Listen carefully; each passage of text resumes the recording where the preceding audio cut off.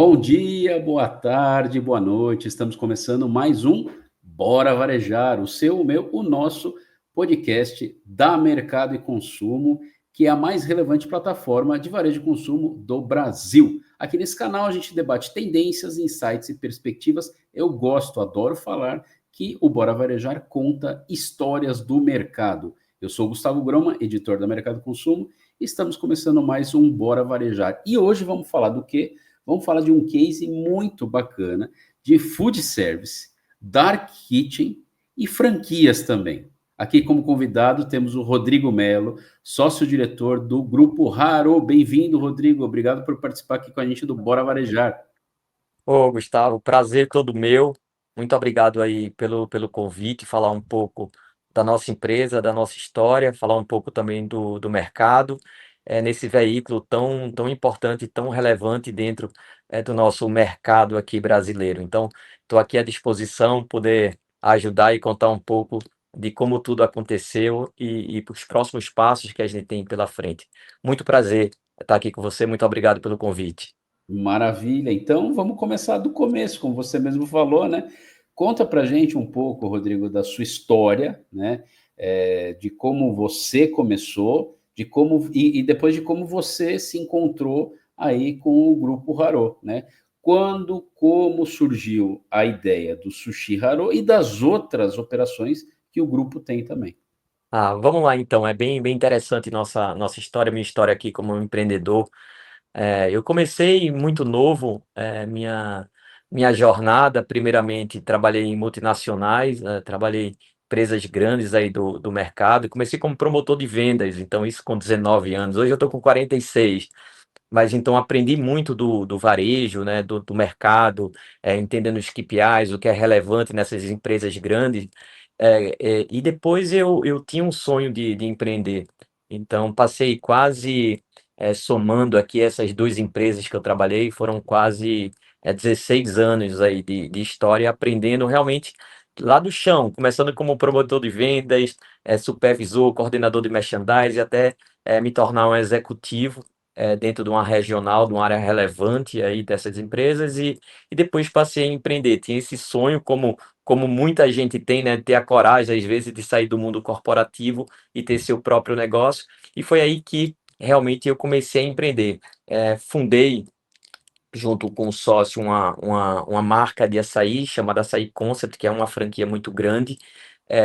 E que hoje tem uma relevância no Brasil, mas também fora do Brasil. Mais especificamente do Grupo Haro, eu também me apaixonei, conheci os sócios fundadores, eles começaram a operação em 2017, o Fernando e o João, que são meus sócios hoje, começaram a crescer. E onde foi meu encontro com eles? Como eu tinha já um know-how de varejo e franquia, então foi aí que a gente começou a namorar, vamos dizer assim. A gente começou a ter uma grande oportunidade que eu enxergava tanto neles como empreendedor, como quem tira aí do papel e tem a coragem de iniciar um projeto. Então as operações, as lojas próprias que eles estavam trabalhando no Haro Sushi, começou como sushi, estavam crescendo, tendo um bom faturamento e eles queriam passar para dar um novo passo do negócio deles, que seria a franquia.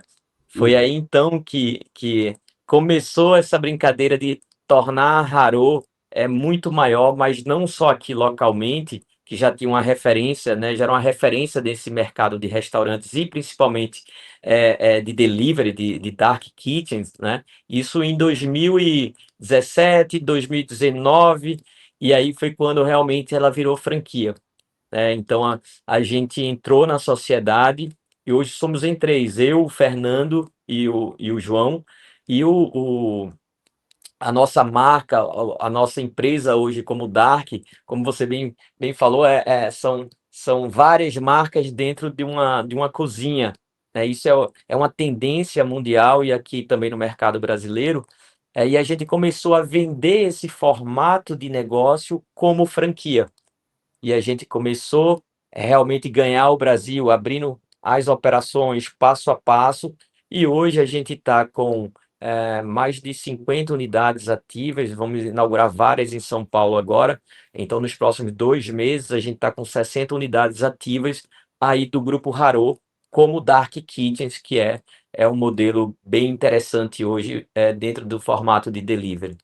Eu ia te perguntar isso, você falou, eu já ia te perguntar quantas operações vocês estavam, né? Mas para contextualizar, você falou assim, a gente começou aqui. Então conta para o pessoal, aqui aonde? Onde você está exatamente falando? De onde você está falando com a gente, Rodrigo? A gente está aqui em Recife, tá? Então a gente começou a operação aqui em Pernambuco, né? Aqui foi o começo de tudo da Harô, dentro dessa culinária asiática, né? Que vem a passos largos, né? Hoje o sushi faz parte realmente da cultura já brasileira.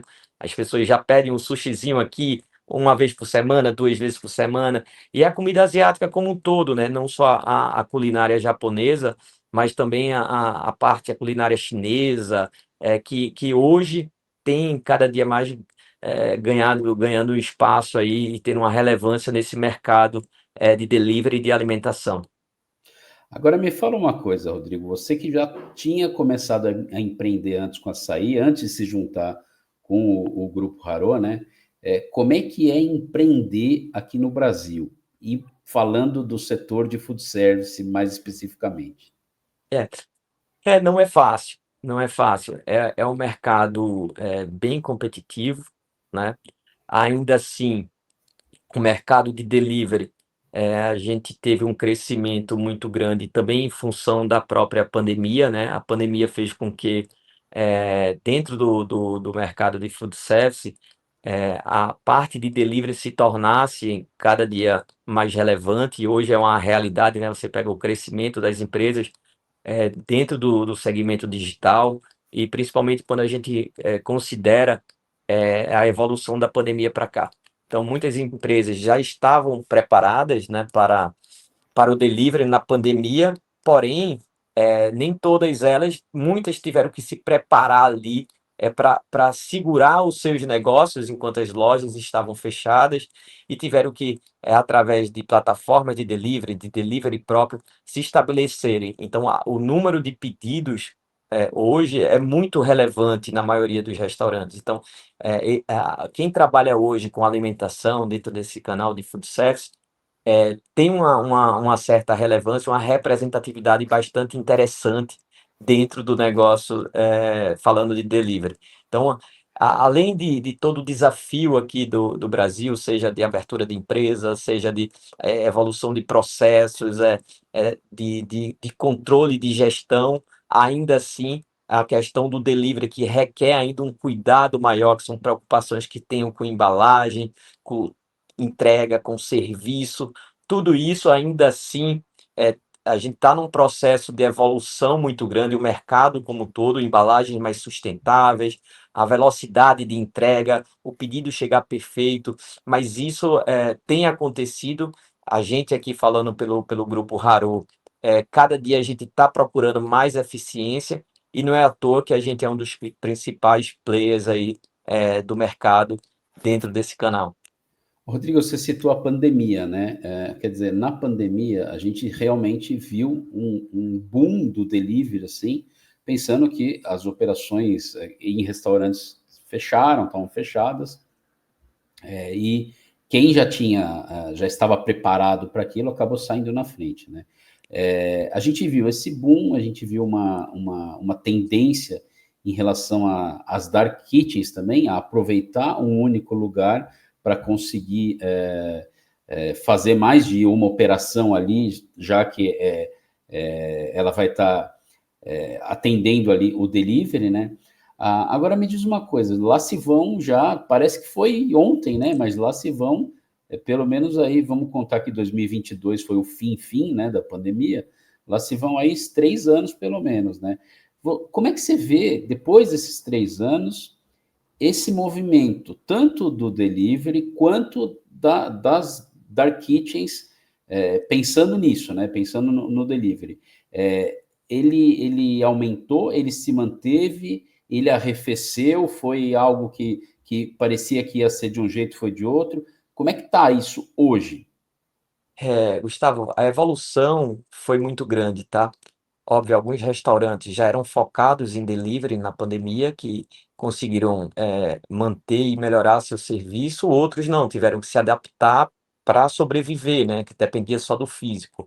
Mas assim, a crescente é muito grande, o mercado tem mudado, tá? Hoje, quando a gente fala de delivery, ultimamente aí a gente tem visto várias matérias de grandes players que estão chegando aqui, chinesas, que estão chegando no mercado, tentando abertura e ganhar mercado hoje. A gente sabe que tem um iFood que é bastante relevante dentro desse segmento.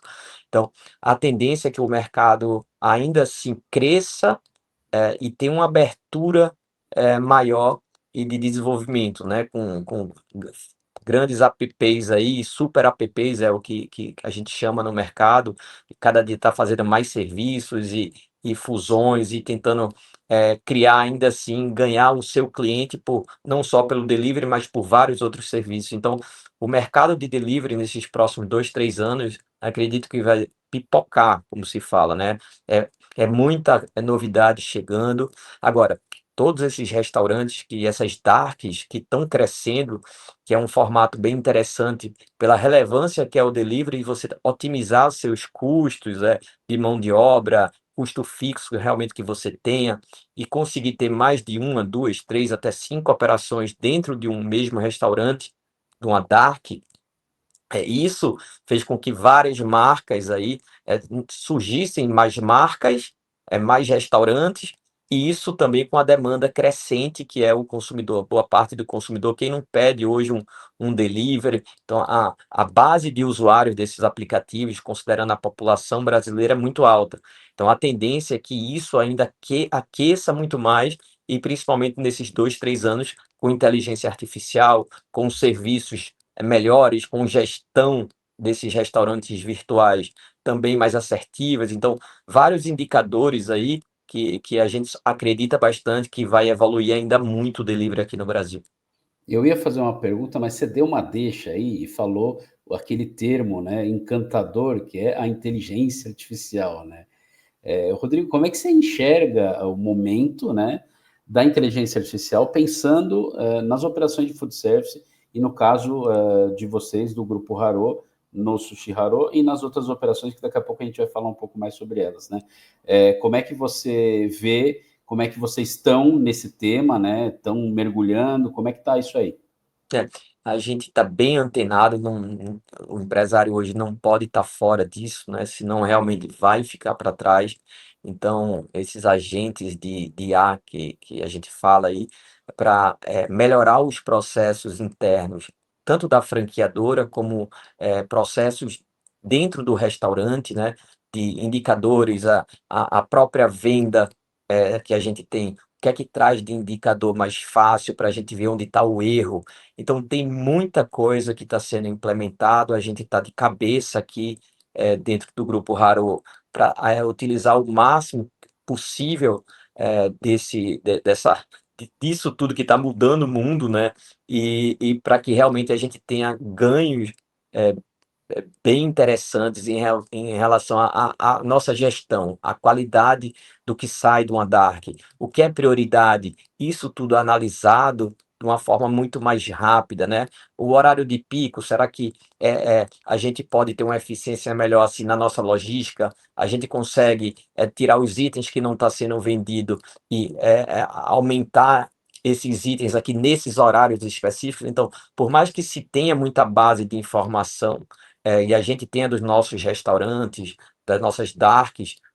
Por outro lado, a análise disso de uma forma mais didática, mais simples, e você realmente analisar isso com mais qualidade, isso permite a gente fazer várias mudanças e ser mais assertivo em várias áreas da empresa. Então, a gente está num processo realmente mergulhando de cabeça em tudo que está acontecendo desse mundo, para realmente a gente estar dentro do Grupo Haro com tudo que a gente pode utilizar de potencial para ajudar nossas operações, nossos franqueados, até porque eles precisam estar bem para que nossa franqueadora aqui esteja bem e a gente cresça com as marcas que a gente tem, mas não tem volta, não tem volta, Gustavo. Todo mundo tem que estar bem antenado, porque isso tá mudando muita coisa aqui dentro do nosso grupo.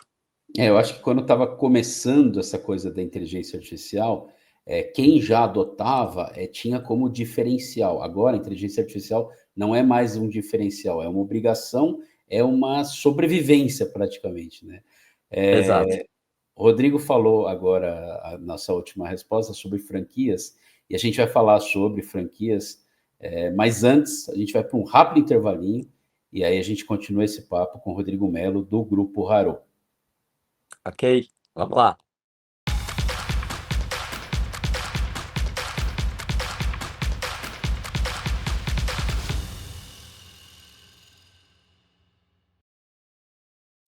Voltamos para este episódio do Bora Varejar, a nossa nova temporada, Bora Varejar Sem Fronteiras, né? Comigo, o Rodrigo Melo, falando diretamente ali de Recife, por isso que a gente está fazendo o Bora Varejar Sem Fronteiras. Rodrigo, a gente estava conversando no primeiro bloco, né? E eu prometi antes do intervalo que eu ia falar sobre franquias. Mas antes da gente passar para a parte de franquias, eu queria que você falasse um pouco mais do Grupo Haro e das operações que tem ali dentro, além do Sushi Haro. Tá bom. Quando a gente começou a franquear o Grupo Haro, era a Haro Sushi, né? Isso foi o começo, de tudo. Com a possibilidade e o nascimento dessas darks, eh, começamos a implementar outras operações que fizesse sentido, dentro da nossa cozinha, né, processos que poderiam, com facilidade, colocar algumas outras culinárias que a gente conseguisse sem perder qualidade, sem perder eficiência de entrega dos pedidos, né. Então hoje a gente é um grupo com várias marcas, temos marca, de poke, por exemplo, o Rapoke, que foi nossa segunda marca. Temos outra marca de sushi, que é a The Hall. Temos uma marca de salada, comida saudável, que é a Mango. Temos também uma comida chinesa chamada Red Wok. Então essas são nossas principais marcas hoje. Mas temos algumas também. Temos a Tio Parma, eh, que a gente está iniciando o trabalho.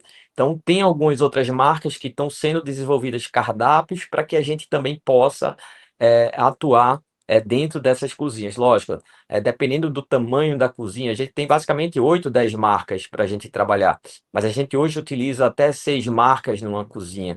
Então, isso traz faturamento adicional, né? Então, se a pessoa estava faturando, um exemplo, 100 mil com sushi, ela entra com mais, sei lá, 50 mil de poke, mais 50 mil de mangos, que são as saladas. Então, isso aumenta esse teto, o potencial de faturamento do nosso franqueado, com marcas aí que só tem a somar e que não atrapalham dentro da cozinha os processos em relação ao trabalho, seja da mão do sushi man, do assistente que está lá fazendo também os pratos, os chefes, mas é uma realidade, não dá hoje, tá difícil você conseguir dentro do delivery ter apenas uma marca, tá todo mundo entrando nesse caminho.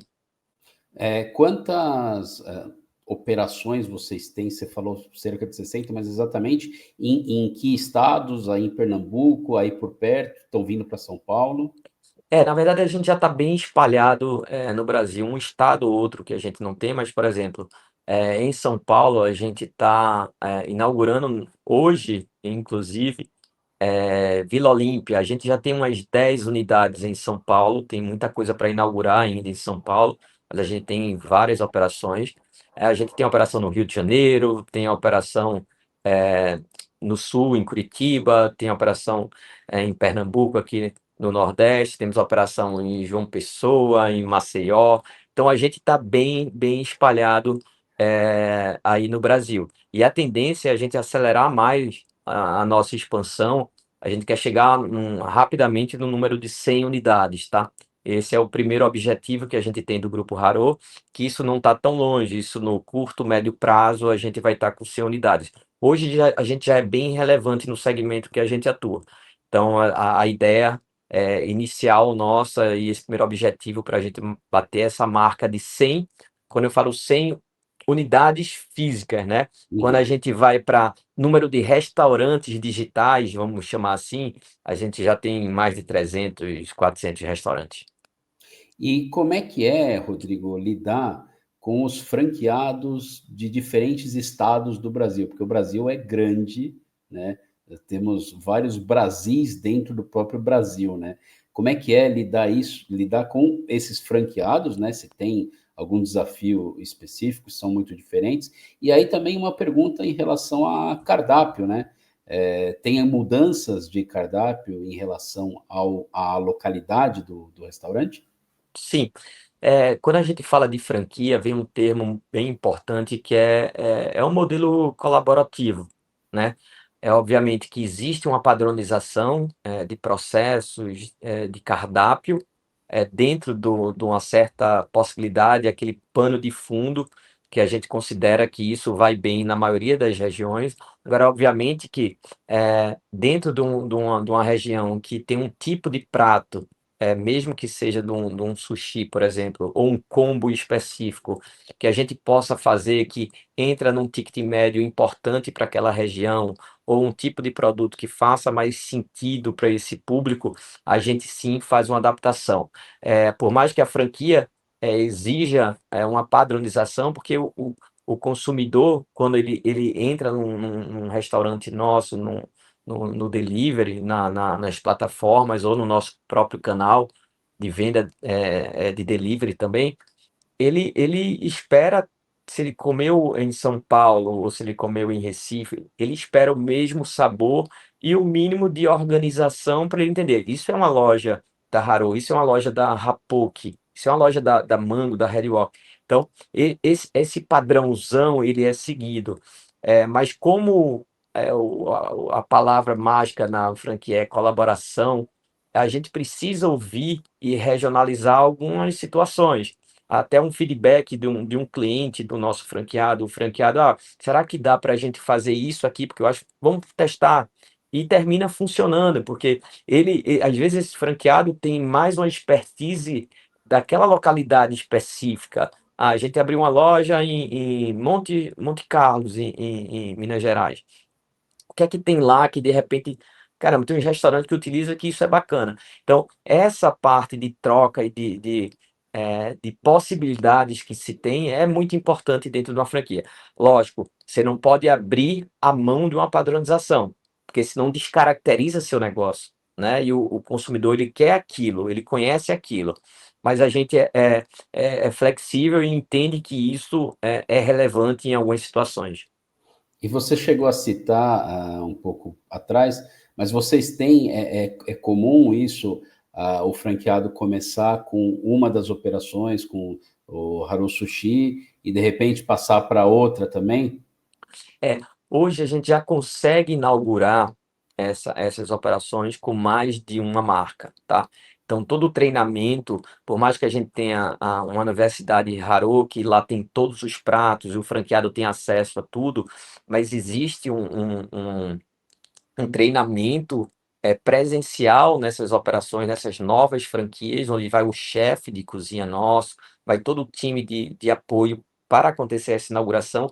E hoje a gente já consegue inaugurar ela com até 3, até 4 marcas. Então, isso já está muito claro no processo de produção, como deve ser esse processo. Então, todo esse treinamento deixa nosso franqueado tranquilo e a gente acompanha bastante esse início dessas operações para que ele tenha qualidade, né? Porque, querendo ou não, hoje tudo é avaliação, então os consumidores avaliam se a qualidade da comida é boa, se chegou no tempo que foi prometido, se a embalagem veio uma embalagem adequada. Então, esse cuidado todo e essa padronização da franquia minimiza todos esses impactos negativos. Então, a gente já consegue abrir que isso também ele já começa a ter um teto de faturamento por ter mais marcas dentro dessa Dark, já começa um faturamento maior. Então, isso para ele chegar no break-even da operação dele também é importante. Então,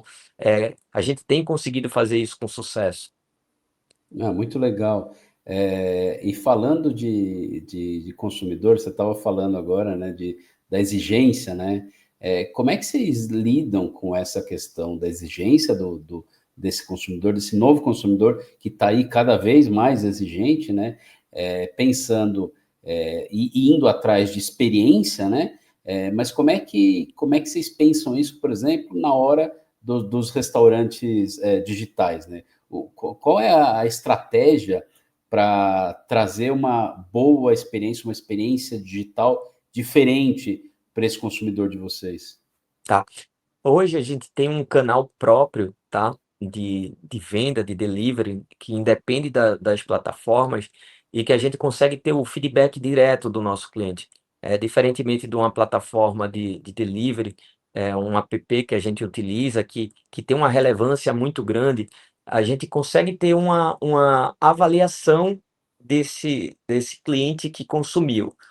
Mas a gente não consegue ter muita proximidade com ele, porque esses dados não são nossos. Então, cada dia que a gente tem um delivery próprio mais relevante, a gente consegue atuar e ser proativo e ter feedbacks também desse cliente e conseguir tratá-lo mais com uma proximidade maior. Então, tem alguns indicadores que a gente leva aqui como referência, mas assim, a gente sabe que é um desafio.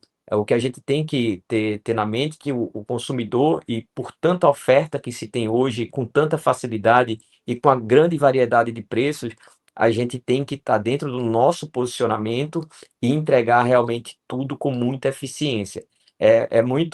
Hoje parece muito fácil, né? A pessoa entra ali no celular, faz um pedido, vai chegar em casa, mas tem todo um processo. Às vezes a gente esquece que tem alguém fazendo tudo lá, que o negócio está sendo montado com carinho, com amor, com toda a atenção do mundo para sair isso no tempo estimado. Então, é um trabalho que para a gente, como consumidor que pede e recebe em casa, qualquer coisa que fuja o que está sendo colocado, isso é o mínimo que ele espera. Ele espera chegar, você pediu uma pizza, você espera que ela chegue o mais rápido possível, quente, com a embalagem ok, isso é o que ela espera. Agora, como é que a gente consegue ter o algo a mais? É o produto ser extremamente com qualidade, surpreender no sabor, surpreender a embalagem que chega, o tempo com mais rápido do que ele imaginava, e todo esse carinho e atenção que o nosso franqueado tem com esses consumidores, assim, mas a demanda é grande, mas a oferta também é muito grande. Então, são muitos restaurantes e você tenta se diferenciar aí com essa proximidade, com esse respeito e carinho que você trata o seu cliente no final das contas. Eu ia perguntar justamente isso, porque assim, a oferta é tão grande, né, que você precisa dar um jeito de se diferenciar. E aí acho que cada marca, né, vai, lógico, tentar da melhor maneira possível a questão da qualidade da comida, mas daí vai pensar, puta, esse meu cliente, ele liga bastante para rapidez, então a gente precisa ser rápido. Meu cliente, ele consegue esperar um pouco, mas a embalagem precisa ser perfeita, tal. Então, acho que vocês também vão tendo, óbvio, com feedbacks, com pesquisa, né? Mas com a própria experiência, né? De dia a dia, vão tendo respostas sobre isso, né, Rodrigo? Isso, como franqueador, a gente tem um desafio ainda maior, né, que são os franqueados. Então, óbvio, quem embarca numa franquia, gosta da marca, gostou do modelo de negócio e tem que ter isso como cultura, da empresa, de ter o cliente realmente como foco, porque, assim, uma experiência ruim, a gente sabe que o cara faz uma avaliação negativa e muitas vezes gera um problema, né?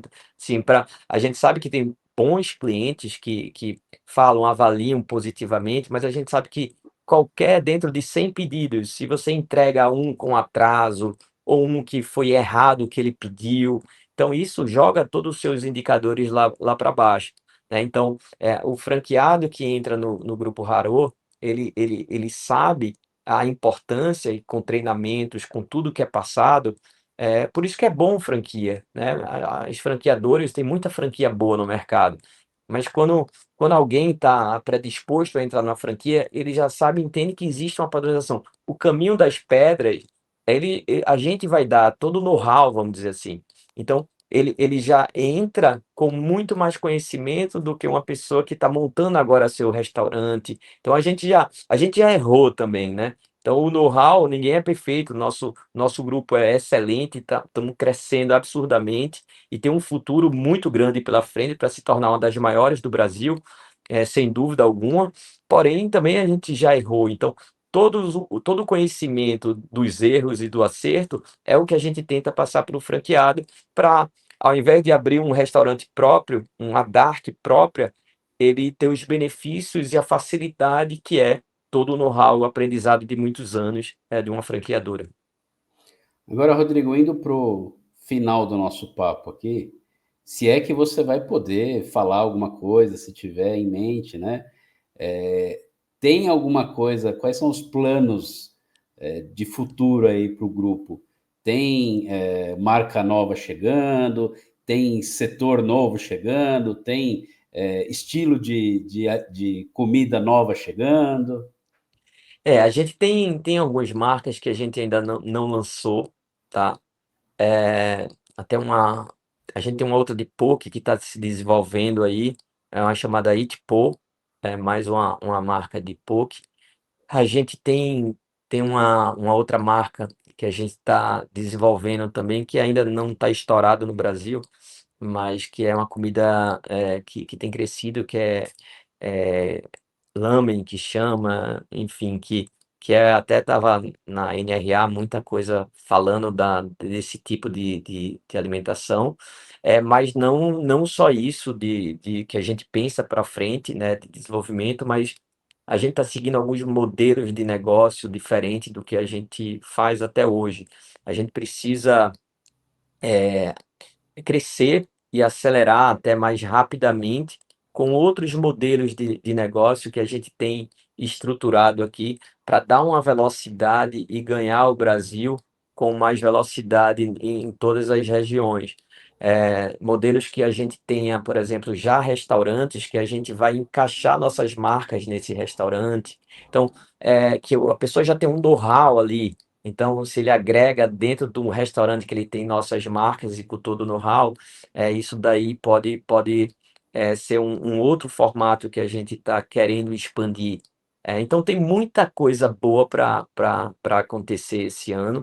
Quando a gente fala dessas 100 unidades como meta, eu estou sendo bem até conservador, né? Eu acho que o Brasil é muito grande, a gente consegue colocar, pega São Paulo, sei lá, com 40 milhões de habitantes, com um poder de consumo com 30% do PIB, a gente vai estar com 10, 15 lojas em São Paulo nesse formato de dark. Então, tem muita coisa boa pela frente, a gente precisa também de bons franqueados, de bons operadores, então tem marcas que a gente precisa ganhar relevância, tem marcas que a gente vai estar lançando formatos de negócio que a gente acredita que vai ser muito importante também o desenvolvimento das categorias que a gente trabalha. E esse mundo que vem por aí, que o que vai acontecer no delivery, que é o que todo mundo tá aguardando em relação a esses novos entrantes aqui no mercado, que são gigantes do segmento, e como eles vão ajudar o desenvolvimento ainda mais dessa categoria desse canal de venda que é o delivery, que é um negócio de extremo potencial aqui no Brasil, como já é também fora do Brasil. Muito bom conhecer o case do Grupo Haro. E para encerrar o nosso Bora Varejar de hoje, vamos para o nosso momento checkout, que quem nos acompanha sabe, né, que é o recado final, né, do nosso convidado, direcionado ali para a nossa audiência, né, diretamente para a nossa audiência, que vai poder ser sobre algo que a gente falou, algo que a gente não falou, ou qualquer coisa que passe na cabeça do Rodrigo. Vai lá, Rodrigo. Bom, eu falando aqui como um empreendedor que sou, né, eu já vi muita coisa, já passei por muitas situações, mas assim, eu acho que o recado que eu deixo como empreendedor é que quem realmente tem vontade de empreender, que sonha em ter seu próprio negócio, que às vezes parece muito distante, às vezes é uma questão de coragem, né? Eu fiz essa mudança, eu já fui já trabalhei muitos anos numa empresa, em multinacionais, e virei a chave porque era um sonho que eu tinha de realmente ter meu próprio negócio, crescer e estruturar com toda a bagagem que eu tinha e com meus sócios aí. Então, assim, empreenda. Eu acho que vale a pena. A gente erra, a gente chora, às vezes é problema, é isso, mas no final das contas, você deixa um legado, você constrói a sua história. Então, eu acho que empreender é o que movimenta esse Brasil. Obviamente, todos os setores com sua participação, mas é o empreendimento, é a coragem, é a visão do empreendedor, às vezes é a resiliência que faz com que esse Brasil aí seja próspero, né, com todas as dificuldades, mas tem muita gente arregaçando a manga e fazendo acontecer que merece aí holofote. Então, acho que é isso. Rodrigo Melo, sócio do Grupo Raro, muito, muito, muito obrigado por participar aqui do Bora Varejar. Obrigado, Gustavo. Foi bom demais a gente conversar e estou sempre à disposição aí para você, para toda a sua audiência. Espero que tenha passado boas mensagens aí para todos.